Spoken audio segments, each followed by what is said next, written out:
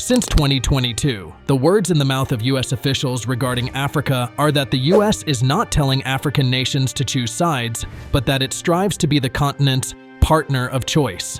Did you hear that? The U.S. wants to be Africa's choice of partner. That means it doesn't want Africa to partner with China, Russia, or any other non-Western country. These words are also the same as those in the mouth of France, who warned African countries not to partner with Russia. Can you imagine that? A country is trying to influence the partners of another sovereign country. But that's how it has been for decades between Africa and the West. The West wants Africa all to themselves, and so they figure out ways to make it seem like the only choice of partner for Africa, aside from its fellow African countries, is them. Even between African countries, there has been some evidence that the West tries to create disputes so that African unity cannot be achieved. In essence, the West has been trying to isolate the continent from other non-Western countries through a variety of means, including the use of its favorite weapon, sanctions. But in recent times, things have begun to change, and the West has come to the realization that Africa can no longer be caged and isolated. Can the West continue to isolate Africa? And why do they want to do so in the first place? Find out in this video. Since 1960, the year of independence for Africa, the West has used its shared history of colonialism with Africa to determine its position as the traditional partner in Africa in terms of trade, defense, and economic agreement. And this has been the status quo for a long time because African countries were just newly formed and didn't know that they had options. The relationship, however, between the West and Africa has not been that of an equal partnership. Building on the colonialist structure, the West has been unable to move away from its traditional neo-colonial and patronizing attitude toward Africa. The whole of Africa, with its population and huge resources, has been viewed as a tool that the West can use to advance its interests at the detriment of the continent. In addition, Africa is viewed by the West as children who do not know what they want and need to be helped. This is the reason for the countless interferences by Western countries such as France and the USA in Africa's politics, economy, and military. Trade between the West and Africa, for example, best highlights this unequal partnership. Before China, Europe was the biggest traditional trade partner in Africa. However, the trade agreement between Africa and Europe has a strong colonial undertone. In 2002, the Cotonou Agreement, which is the European Union's most comprehensive development cooperation partnership with any region in the world, was signed between 79 countries from Africa, the Caribbean, and the Pacific.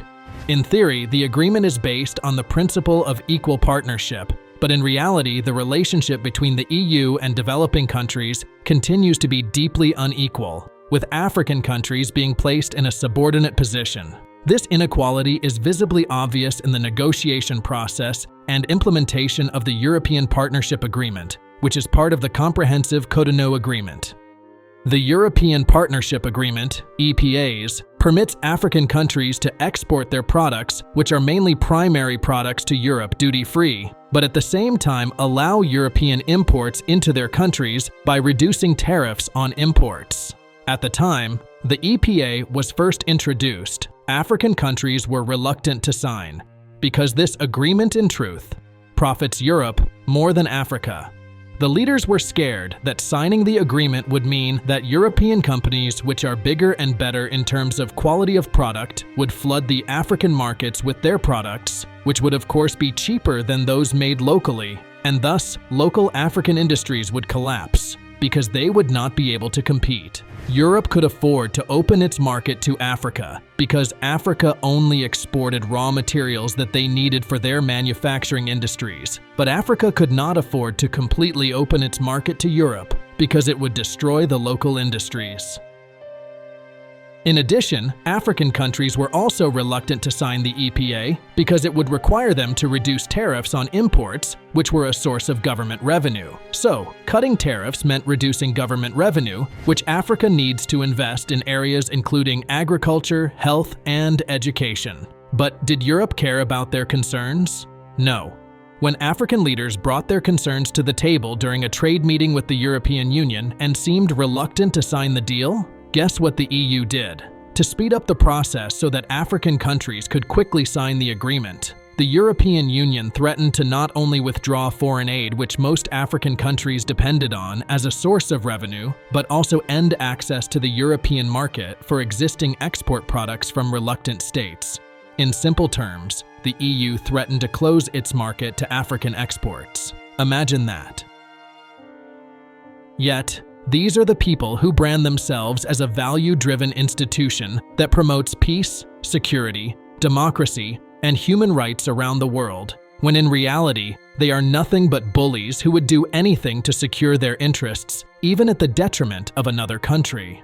Sacred to the threat from the EU, African countries later signed the agreements which, as can be observed, have stunted the growth of local African industries and reduced government-generated revenue, making them more dependent on Western aid.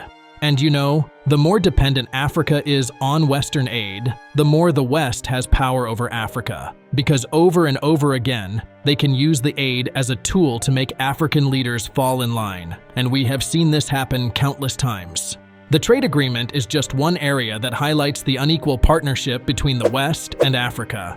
Defense agreement is another area where, for example, France dictated what military equipment countries in Francophone Africa, such as Burkina Faso, could buy and who they should buy it from. So, if Burkina Faso wanted to get nuclear weapons from Russia, for example, France would say no, and Burkina Faso had no choice but to comply.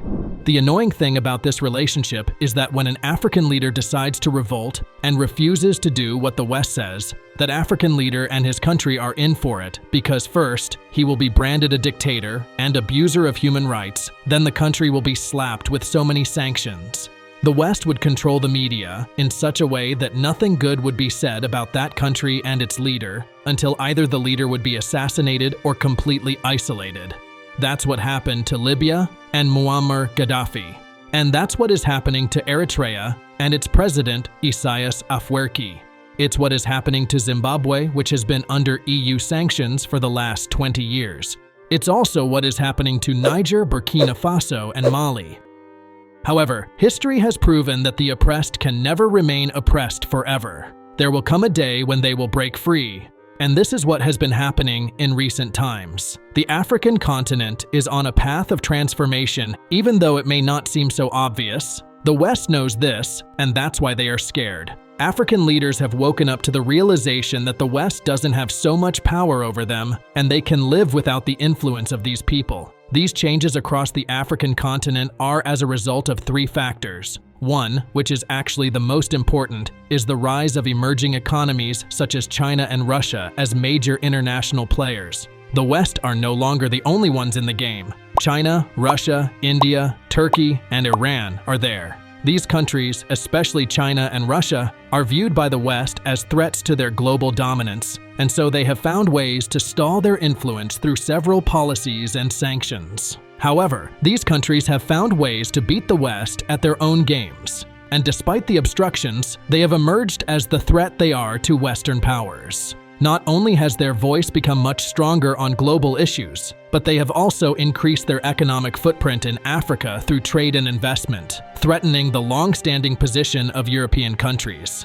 For instance, in just 2 decades, China has become Africa's largest trade partner, and Africa-China trade has been growing at about 20% per year since 2000, reaching $188 billion in 2015. This is more than triple that of India, Africa's second biggest trade partner. Russia is also not left out, steadily increasing its trade and diplomatic relations with the African continent. These countries have also come together to form BRICS, an economic organization that has now grown to be viewed as a threat to Western existing financial structures such as the World Bank and IMF.